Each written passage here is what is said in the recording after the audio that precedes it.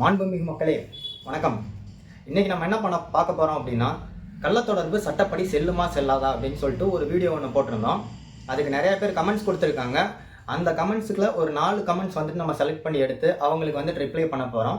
அதே மாதிரி நாளைக்கு வந்துட்டு ஜீவனாம்சம் பற்றி நம்ம கொடுக்க போகிறோம். இப்போது நம்ம வீடியோக்குள்ளே போகலாம், வாங்க போகலாம். இப்போது வீடியோவுக்குள்ளே போகிறதுக்கு முன்னாடி ஒரு 2-3 கொஸ்டின் வந்துட்டு நார்மலாக எனக்கு கமெண்ட் வந்திருக்கு. என்னோட கான்டாக்ட் நம்பர் கேட்டிருக்காங்க. போன வீடியோலேயே சொல்லியிருந்தேன் கான்டாக்ட் நம்பர் கேட்டிருக்காங்க அப்படின்னு சொல்லிட்டு. நான் இந்த வீடியோலையும் மெயில் ஐடி கொடுக்குறேன். முதல்ல மெயில் பண்ணுங்கள் என்ன இஷ்யூ அப்படின்னு சொல்லிட்டு.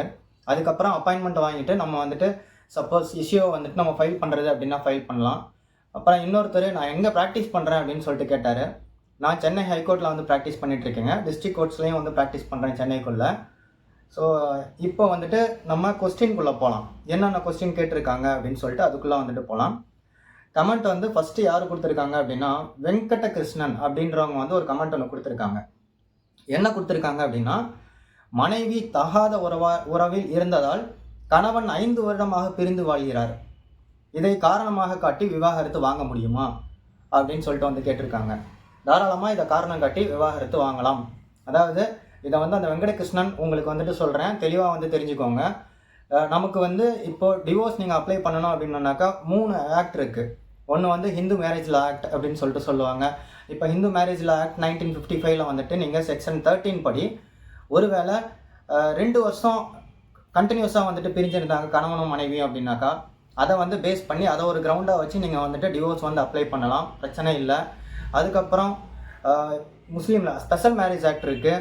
அந்த ஸ்பெஷல் மேரேஜ் ஆக்ட் 1954 வந்துட்டு நீங்கள் அதை பேஸ் பண்ணி அப்ளை பண்ணலாம். செக்ஷன் 27க்கு கீழே வரும். அதுவும் சேம் கிரவுண்ட்ஸ் தான். என்ன கிரவுண்ட் அப்படின்னா, 2 இயர்ஸ் வந்துட்டு 2 பேருமே பிரிஞ்சிருந்தாங்க அப்படின்னா அதை பேஸ் பண்ணி வந்துட்டு நீங்கள் தாராளமாக வந்து டிவோர்ஸ் கேட்கலாம். அதுக்கப்புறம் 2வது கொஸ்டின் நம்ம என்ன எடுத்திருக்கோம் அப்படின்னா, யூசர்னு தான் இருக்குது. அவங்களுடைய நேம் வந்துட்டு இல்லை, அதனால நேம் சொல்ல முடியல. இருந்தாலும் அவங்களுடைய கமெண்ட்டுக்கு கீழே வந்துட்டு லிங்க் அனுப்புவோம். அவங்க வந்துட்டு அதை பார்த்து படிச்சுக்கிட்டோம். என்ன இருக்குன்னா, சார் ப்ளீஸ் சொல்லுங்கள் சார், என் ஹஸ்பண்ட் என்ன வேண்டான்னு டிவோர்ஸுக்கு போட்டிருக்காரு. 3 கவுன்சிலிங் முடிச்சாச்சு. நான் இப்போ கன்சீவாக இருக்கேன். எனக்கு வாழணும்னு தான் ஆசை.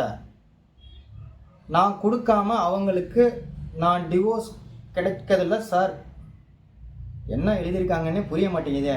ஒன்று தமிழில் போடுங்க முழுக்க, இல்லைன்னா இங்கிலீஷில் போடுங்க. ஃபுல்லாக தங்கிலீஷில் இருக்குது. என்ன சொல்லியிருக்காங்க? சார் ப்ளீஸ் சொல்லுங்கள் சார், என் ஹஸ்பண்ட் என்ன வேண்டான்னு டிவோர்ஸுக்கு போட்டிருக்காரு. 3 கவுன்சிலிங் முடிச்சிட்டேன். நான் இப்போ கன்சீவாக இருக்கேன். எனக்கு வாழணும்னு தான் ஆசை. நான் கொடுக்காம அவங்களுக்கு நான் டிவோர்ஸ் கிடைக்காதில்ல சார். அவங்க கொடுக்காம இவங்களுக்கு டிவோர்ஸ் கிடைக்காதில்ல சார் அப்படின்னு சொல்லிட்டு டிஸ்பிளே பண்ணுறேன் பாருங்கள், எப்படி இருக்குன்னு படிக்க முடியலைங்க. கோர்ட்டில் கேஸ் நடக்கும்போது நான் மகளிர் ஸ்டேஷன் போய் கம்ப்ளைண்ட் பண்ணலாமா சார் அப்படின்னு சொல்லிட்டு கேட்டிருக்காங்க. ஸோ ஃபஸ்ட்டு விஷயம், அம்மா உங்கள் பேர் எனக்கு தெரில, யூசர்னு சொல்லிட்டு இருக்குது. இப்போது நீங்கள் வந்துட்டு 3 கவுன்சிலிங் வந்து அட்டன் பண்ணிட்டீங்க. ஈவன் இந்த 3 கவுன்சிலிங் அட்டன் பண்ணுறதுக்கு முன்னாடியே கன்சீவ் ஆனீங்களா, 3rd கவுன்சிலிங்க்கு முன்னாடி வந்துட்டு நீங்கள் கன்சீவ் ஆகிருந்தீங்க அப்படின்னா அதை பேஸ் பண்ணி அவர் கூட வாழலான்னு சொல்லிட்டு நீங்கள் வந்துட்டு ஈவன் கவுன்சிலிங்லேயே வந்துட்டு மீடியேஷன்லேயே நீங்கள் சொல்லியிருக்கலாம், ஒன்றும் பிரச்சனை இல்லை, ஓகேங்களா. பட் அதை நீங்கள் பண்ணியிருக்கீங்களா இல்லையான்றது எனக்கு தெரியாது.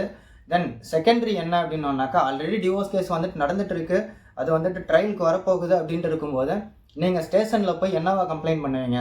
ஒரு வேளை உங்கள் வீட்டுக்குள்ளே ப்ராப்ளம் அப்படின்னு சொல்லிட்டு இருந்துச்சுன்னா அப்படின்னா தான் வந்துட்டு நீங்கள் வந்துட்டு ஏதாவது அவர் உங்களை அடிச்சிட்டாரு, வேறு ஏதாவது பண்ணிட்டாரு அப்படின்னா தான் நீங்கள் வந்துட்டு ஸ்டேஷன் போக முடியும். இது பேசிக்காக வந்துட்டு ஒரு சிவில் சைட் மேட்டர், இது வந்து ஒரு ஃபேமிலி மேட்டர்.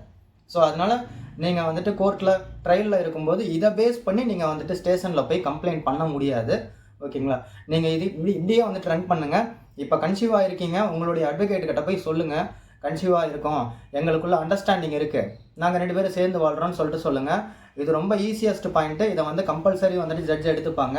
நீங்கள் 2 பேரும் சேர்ந்து வாழலாம், வாய்ப்பு இருக்குது, சரிங்களா. அடுத்த கமெண்ட் எடுத்துக்கிறேன். இந்த கமெண்ட் கொஞ்சம் பெரிய கமெண்ட். இந்த கமெண்ட் வந்து கவி நிதி அப்படின்றவங்க கொடுத்துருக்காங்க. அவங்க என்ன கொடுத்துருக்காங்க அப்படின்னா, சார் என்னோடய ஃப்ரெண்டு வந்து ஹஸ்பண்டு சரியில்லாததுனால வேற ஒருத்தரோட பழகிட்டா. அதுவும் மொபைலில் மட்டும் லவ் பண்ணி ஹஸ்பண்ட் ஒய்ஃப்னு பேசிட்டாங்க. அது ஹஸ்பண்டுக்கு தெரிஞ்சிருச்சு. அந்த தனிப்பட்ட என் ஃப்ரெண்டு கிட்ட கேட்டிருந்தா அவள் காலில் விழுந்து கூட எக்ஸ்கியூஸ் கேட்டிருப்பாள். இதை தனிப்பட்ட விதமாக வந்துட்டு அவங்க கிட்ட கேட்டிருந்தா காலில் விழுந்து கூட எக்ஸ்கியூஸ் கேட்டிருப்பாங்களாம். ஆனால் அவளோட ஹஸ்பண்ட் எதை பற்றியும் திங்க் பண்ணாமல் ஊரெல்லாம் சொல்லி அசிங்கப்படுத்திட்டான். ஸோ அவனால் அங்கே போய் வாழ முடியலை. அந்த ஆள் தான் டிவோர்ஸ் கேட்டு நோட்டீஸ் சென்ட் பண்ணியிருக்காரு. என் ஃப்ரெண்டும் எனக்கும் என்னோட பொண்ணுக்கும் கொடுக்க வேண்டியதை கொடுத்துட்டு சைன் போட்டு தர்றேன்னு சொல்லியிருக்கா. ஆனால் அவள் ஹஸ்பண்ட் எல்லா வசதியும் இருந்தும் 15 லட்சம் தான் தருவேன்னு சொல்லியிருக்காராம். இதுக்கு இடையில் அவள் மொபைலில் பேசின கால் ஆர் மெசேஜ் சாட்ஸ் மட்டும்தான் இருக்குது. அதை கோர்ட்டில் ப்ரூஃபாக எடுத்துப்பாங்களா? அந்த ஒரு விஷயத்துக்கு தான் அவள் பயப்படுறா. ப்ளீஸ் சார், எனக்கு இதுக்கு ஆன்சர் பண்ணுங்க அப்படின்னு சொல்லிட்டு கேட்டிருக்காங்க. கவிநிதி, உங்களுடைய கொஸ்டினுக்கு வந்துட்டு ஆன்சர் என்ன அப்படின்னு சொல்லிட்டு பார்த்தீங்கன்னா, நீங்கள் தாராளமாக மெயின்டெனன்ஸ் கேட்கலாம், ஒன்றும் ப்ராப்ளம் இல்லை. ஓகேங்களா?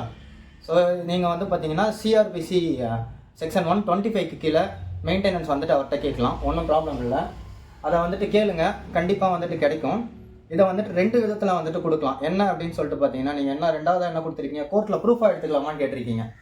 கோர்ட்டில் வந்துட்டு தாராளமாக மெசேஜ் எஸ்எம்எஸ்ஸையும் சரி, கால் ரெக்கார்டையும் சரி, டிஜிட்டல் ப்ரூஃபாக வந்துட்டு இப்போ எடுத்துக்கிறாங்க. நீங்கள் தாராளமாக வந்துட்டு அதை சப்மிட் பண்ணலாம், பயப்படணுன்ற அவசியம் கிடையாது. நீங்கள் அந்த 15 lakhs அவர் தராரு, உங்களுக்கு அதுக்கு மேலே வந்து டிமாண்ட் இருந்துச்சு, மெயின்டெனன்ஸ் வேணும் அப்படின்னு சொல்லிட்டு கேட்டிங்கன்னா சிஆர்பிசி 125க்கு கீழே வந்துட்டு நீங்கள் வந்துட்டு மெயின்டெனன்ஸ் கேளுங்க. ஸோ மெயின்டெனன்ஸ் கேட்குறது 2 ஆப்ஷன் இருக்குது. ஒருவேளை அவருடைய அலுவலகத்திலேருந்து ஒரு பேமெண்ட் வந்துட்டு மாதம் வந்துட்டு உங்களுடைய அக்கௌண்ட்டுக்கு வர்றதுக்காக கோர்ட்லேருந்து வந்துட்டு ஒரு டைரக்ஷன் கொடுக்கலாம்.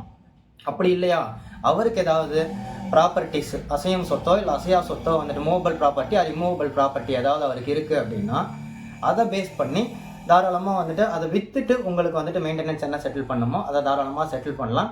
ஸோ அதனால் கவிநிதி, நீங்கள் வந்துட்டு இப்படி மூவ் பண்ணுங்கள். ஓகேங்களா? உங்கள் ஃப்ரெண்டுக்குன்னு தான் கேட்டிருக்கீங்க, உங்கள் ஃப்ரெண்டுக்கிட்ட சொல்லுங்கள், இந்த மாதிரி சொன்னேன், ட்ரை பண்ண சொன்னேன் அப்படின்னு சொல்லிட்டு தாராளமாக வந்துட்டு நீங்கள் சிஆர்பிசி 125 கீழே வந்துட்டு மெயின்டெனன்ஸ் வந்துட்டு கேளுங்க. இப்போ 4ஆவதாக வந்துட்டு நம்ம என்ன பார்க்க போகிறோம் அப்படின்னா, மேபி இவர் ஒரு 2K கிட்டுன்னு நினைக்கிறேன். அவர் வந்துட்டு வேறு மாதிரி ஒரு கண்டென்ட் கொஸ்டின் ஒன்று கேட்டிருக்காரு. சரி, இருந்தாலும் போடலாம் அப்படின்னு சொல்லிட்டு போட்டிருக்கேன். அவர் என்ன கொஸ்டின் கேட்டிருக்காரு அப்படின்னா, மெடோ வேர்ல்டு 7524 அப்படின்றதுலேருந்து வந்திருக்கு. ஓயோ மாதிரி ஹோட்டலில் அன்மேரிடு ரூம் போடலாமா சார், ப்ராப்ளம் வருமா அப்படின்னு சொல்லிட்டு கேட்டிருக்காரு. மிஸ்டர் மெடோ வேர்ல்டு, ஆக்சுவலாக ஓகே, அன்மேரிட் கப்புளாக இருந்தால் நீங்கள் வந்துட்டு ஓயோட்டு கிடையாது, எந்த ஹோட்டலாக இருந்தாலும் வந்துட்டு ரூம் போடலாம். அந்த ஹோட்டலுடைய ரூல்ஸ் அண்ட் ரெகுலேஷன்ஸ் பற்றி ஆக்சுவலாக இது வந்துட்டு ஒரு கிரிமினலைஸ் அஃபென்ஸ் அப்படின்னு சொல்லிட்டு சொல்லப்படலை. அன்மேரிட் கப்புள் 2 பேருமே வந்துட்டு ஒரு ரூமில் ஸ்டே பண்ணுறதுன்றது. சில ஹோட்டல்ஸ் எல்லாம் வந்துட்டு என்ன பண்ணியிருப்பாங்கன்னா, அன்மேரிட் கப்புள்ஸை வந்து அலோவ் பண்ண மாட்டாங்க.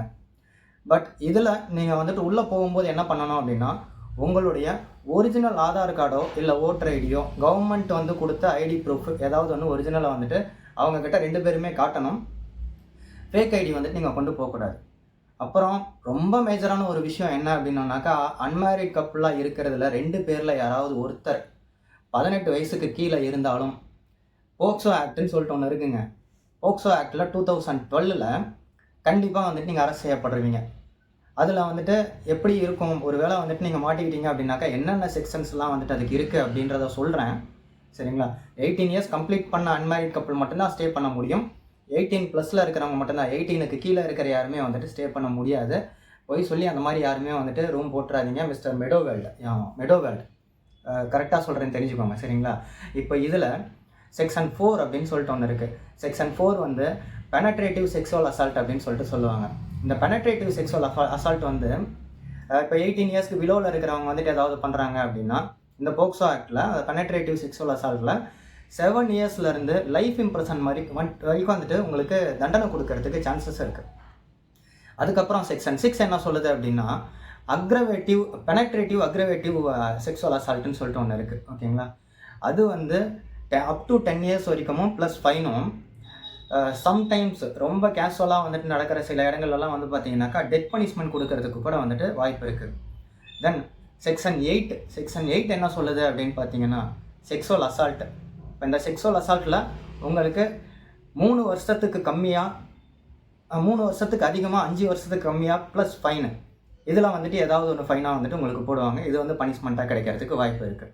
அப்புறம் பார்த்தீங்கன்னா செக்ஷன் 10 என்ன சொல்லுது அப்படின்னா, அக்ரிவேட்டட் செக்ஸுவல் அசால்ட் அப்படின்னு சொல்லிட்டு சொல்லுது. இந்த அக்ரிவேட்டட் செக்ஸுவல் அசால்ட்டில் என்ன பனிஷ்மெண்ட்டாக வரும்னு சொல்லிட்டு பார்த்தீங்கன்னா 5 இயர்ஸுக்கு அதிகமாக 7 இயர்ஸுக்குள்ளே வந்துட்டு உங்களுக்கு இம்ப்ரெஷன்மெண்ட்டும் ப்ளஸ் ஃபைனும் வந்துட்டு வரதுக்கு வாய்ப்பு இருக்குது. செக்ஷன் 12 என்ன சொல்லுது அப்படின்னு சொல்லிட்டு பார்த்தீங்கன்னா செக்ஸுவல் அசால்ட் ஆஃப் சைல்டு அப்படின்னு சொல்லிட்டு ஒன்று சொல்லுது. இப்போ அந்த செக்ஸுவல் அசால்ட் ஆஃப் சைல்டில் வந்து உங்களுக்கு அதிகபட்சமாக வந்துட்டு 5 வருஷமும் குறைஞ்சபட்சமாக வந்துட்டு 3 வருஷமும் ப்ளஸ் ஃபைனும் வந்துட்டு கிடைக்கிறதுக்கு வாய்ப்பு இருக்குது. ஸோ அதனால் ஓயோவில் போய் நீங்கள் தங்கணும் அப்படின்னு சொல்லிட்டு நினச்சிங்க அப்படின்னா மேக்ஸிமம் வந்துட்டு இந்த அன்மேரிட் கப்பலாக போகிறதுன்றதை அவாய்ட் பண்ணுறதும் நல்லது தான், இல்லைன்னு சொல்ல. ஒரு வேளை அப்படி அன்மேரிட் கப்பலாக போனீங்கன்னாக்கா அது கிரிமினலைஸ் அஃபென்ஸ் கிடையாது. ஸோ அதனால் போகலாம். அப்படியே போனாலும் 18+ இருக்கிறவங்க மட்டும் போங்க. 18க்கு கீழே யாரையுமே வந்துட்டு கூட்டிகிட்டு போகாதீங்க. 18+ இருந்தாலும் சரி, அவங்க 80+ இருந்தாலும் சரி, வித்தவுட் கன்சென்ட் யாரையுமே எங்கேயுமே வந்துட்டு வெளியில் கூட்டிகிட்டு போகாதீங்க. ஒரு இடத்துல தங்குறதுக்கோ இல்லை நான் சொன்ன இந்த போக்சோவில் வர்ற எந்த ஒரு அஃபென்ஸுமே, போக்சோவில் வராமல் ஐபிசியில் வந்தாலும் எந்த ஒரு அஃபென்ஸுமே வந்துட்டு பண்ணாதீங்க. இப்போதைக்கு இந்த 4 கமெண்ட்டுக்கும் வந்துட்டு நான் ஆன்சர் பண்ணிட்டேன். 4 கமெண்ட் யாருன்னா கடைசியாக சொன்னவர் அந்த மெடோ வேர்ல்டு ஒருத்தர், தென் கவிநிதி, அதுக்கப்புறம் ஒரு யூசர், அப்புறமா வந்து வெங்கடகிருஷ்ணன் 11 அப்படின்றவங்க 4 பேருக்குமே வந்துட்டு ஆன்சர் பண்ணியாச்சு. இதே மாதிரியே நாளைக்கு வந்து நான் ஜீவனாம்சத்தை பற்றி நிறையா பேர் கொஸ்டின் கேட்டிருக்காங்க ஜீவனாம்சம் வீடியோவில். அதுக்கான ஆன்சரும் வந்துட்டு நான் நாளைக்கு போட்டுடுறேன். நாளைக்கு எனக்கு தெரிஞ்ச ஒரு 2 o'clock 2:30 அந்த மாதிரி வந்துட்டு போட்டுடுறேன். ஸோ நாளைக்கு அதை போட்டதுக்கப்புறம் அதையும் வந்துட்டு ஃபாலோ பண்ணுங்கள். இந்த தகவல்லாம் உங்களுக்கு உதவியாக இருந்திருக்குன்னு நினைக்கிறேன். நடுவில் இன்னொருத்தருடைய கமெண்ட்டும் வந்துட்டு பார்த்தேன். என்ன கமெண்ட் அப்படின்னா, நம்மளுடைய சேனலில் தான் செக்ஷன்ஸை மென்ஷன் பண்ணி எல்லா வீடியோஸும் போட்டிருக்கீங்க, மற்ற சேனல்ஸ்லாம் செக்ஷன்ஸ் எதுவுமே மென்ஷன் பண்ணுறதில்ல அப்படின்னு சொல்லிட்டு ஒருத்தர் சொல்லியிருந்தார். ரொம்ப தேங்க்ஸ் அவருக்கு. அவரோட நேம் என்னன்னு தெரில, மறந்துட்டேன். முடிஞ்சதுனாக்கா கமெண்ட்டில் இருந்து அவருடைய இது ஸ்க்ரீன்ஷாட் எடுத்து வந்துட்டு நான் டிஸ்பிளே பண்ணுறேன். முதல்ல அந்த நபருக்கு ரொம்ப தேங்க்ஸ் சொல்லிக்கிறேன். ஸோ இப்போது சட்டம் அனைவருக்கும் சமம். நன்றி, வணக்கம்.